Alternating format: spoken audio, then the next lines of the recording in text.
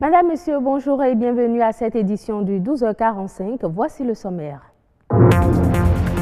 Les associations de jeunes du Bénin ont été sensibilisées à travailler pour la paix et la sécurité dans le monde. Ce sont les résolutions des Nations Unies vulgarisées par le réseau ouest-africain des jeunes femmes leaders du Bénin. C'est un fléau qui règne en maître sur notre alimentation et cause des ravages sur notre organisme. Les dangers de la malbouffe, c'est à découvrir dans cette édition.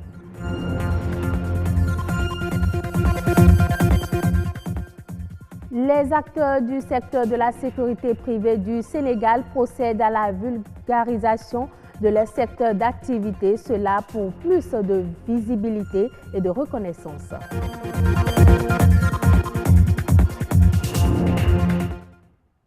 Le réseau ouest-africain des jeunes femmes leaders du Bénin, ROAGELF, a organisé une séance de formation à l'endroit des associations de jeunes à l'Infosec de Cotonou. Objectif, sensibiliser les jeunes à travailler pour la paix et la sécurité comme contenu dans les résolutions 2250 et 2419 des Nations Unies. Laza Migan, Patrick Adjagboudjou. La résolution 2419 a été adoptée par les Nations Unies le 6 juin 2018.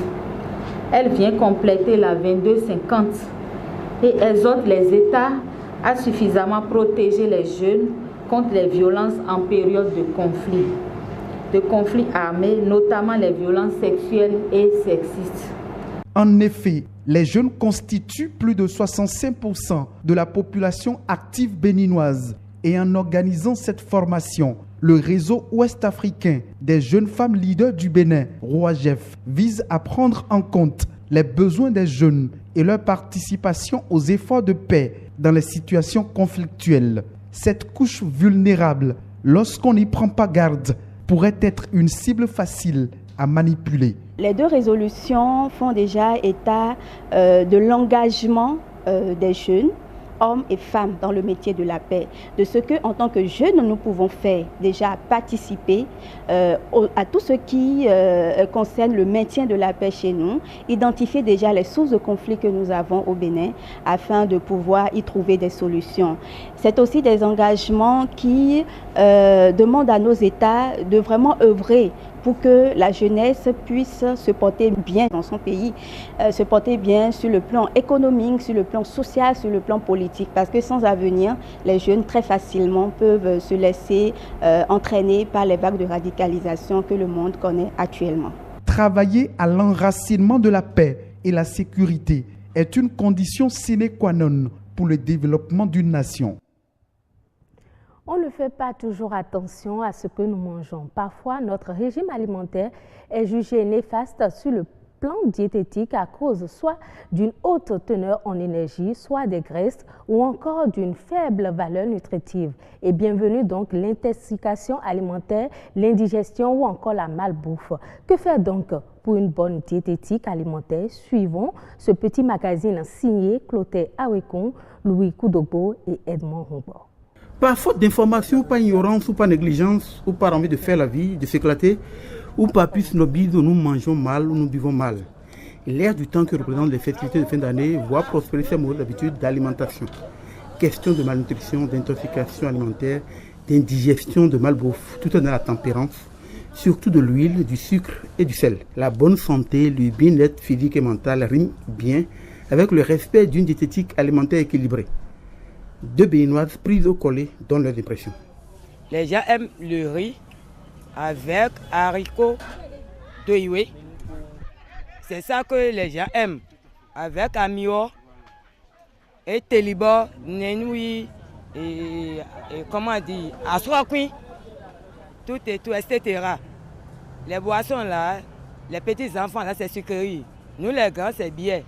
Maintenant, c'est moins cher aujourd'hui. Bien manger, c'est bonne digestion. Et tout doit être bien à l'aise. Notre alimentation, franchement, contribue à beaucoup de maux dont souffrent les gens aujourd'hui. Manger beaucoup plus de légumes. Vous voyez, il y a le beaumont, il y a plein de choses. Vous voyez, Dieu nous a tellement gâtés. On a plein de plantes, il y a des fruits.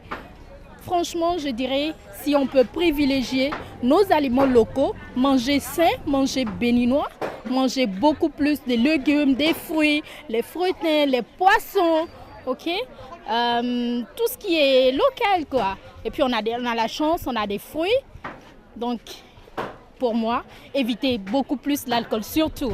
Éviter de prendre trop d'alcool, pas d'excès. L'excès en toute chose nuit. Les spécialistes nutritionnistes nous renseignent davantage sur le bien manger, bien boire. Nous mettons comme une maison. Il y a une maison où il y a la toiture, il y a le mur et il y a la fondation. La fondation, c'est les carbohydrates, les glucides, le riz, la pâte, l'igname, tout ça là. C'est ça qui est la fondation. Maintenant, le mur qui est la construction, c'est la viande, les œufs, du haricot, du sésame, du soja, du lait. Hein, c'est ça la construction, parce que quand l'organisme, il y a toujours des organes avec le temps, les tissus adipeux qui sont fatigués, l'organisme prend tout ça là pour réparer. Et donc il y a ça.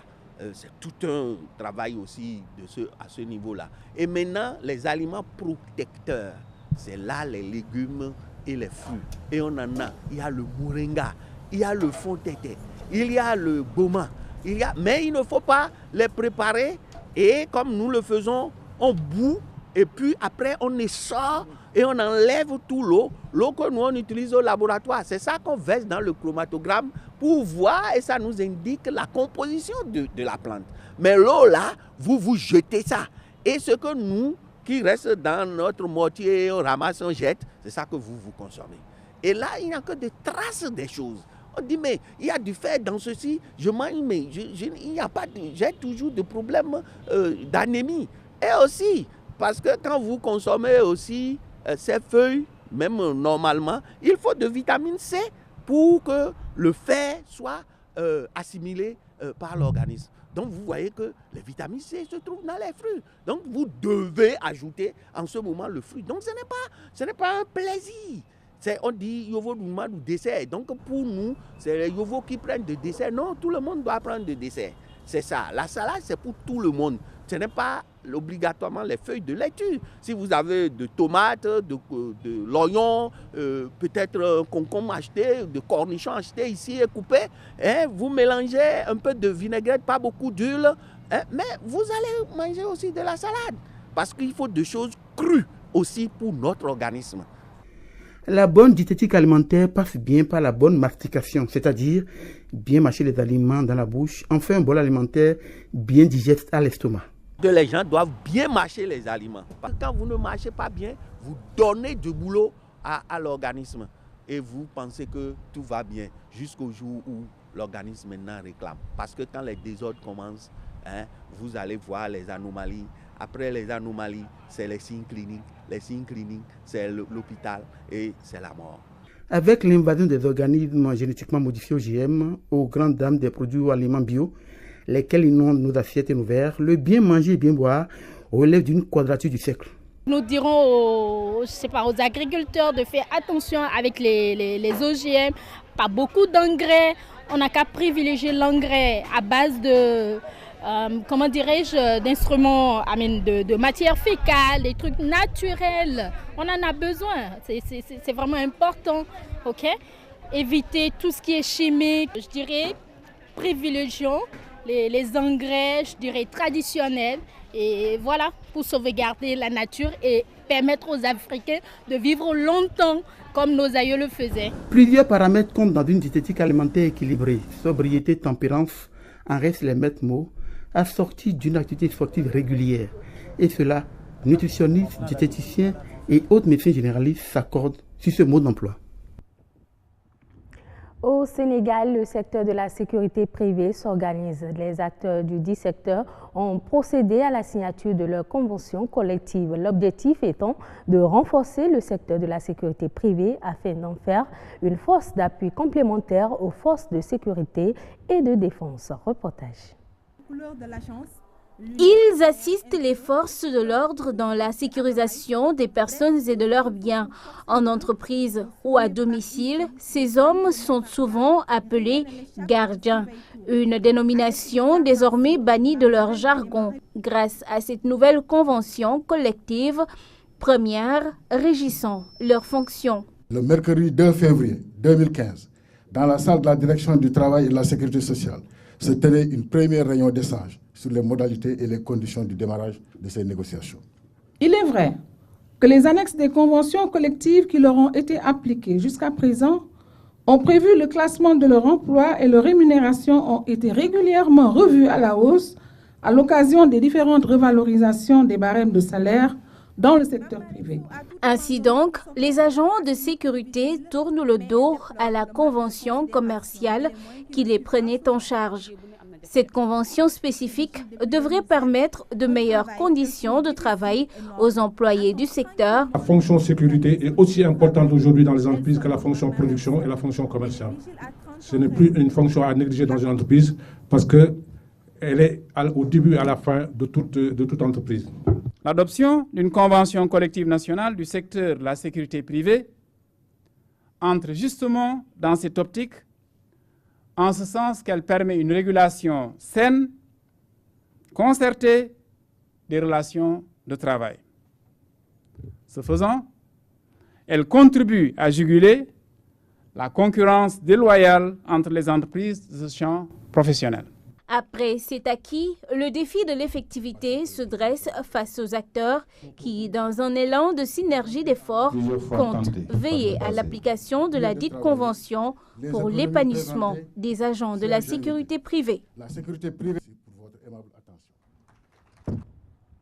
Le groupe de la Banque africaine de développement a publié la semaine dernière l'édition 2019 de son rapport sur les perspectives économiques en Afrique. Il faut retenir que le rapport examine les récentes évolutions macroéconomiques et les perspectives sur le continent en mettant l'accent sur les implications des déséquilibres extérieurs, sur la croissance et les défis financiers et monétaires de l'intégration. Selon les conclusions de ce rapport, la performance économique de l'Afrique continue de se redresser et la croissance du PIB devrait s'accélérer à 4% en 2019 et à 4,1% en 2020. Toutefois, l'amélioration de la situation macroéconomique et de l'emploi oblige l'industrie à conduire la croissance. Fin de cette édition. Merci de votre aimable attention. À bientôt.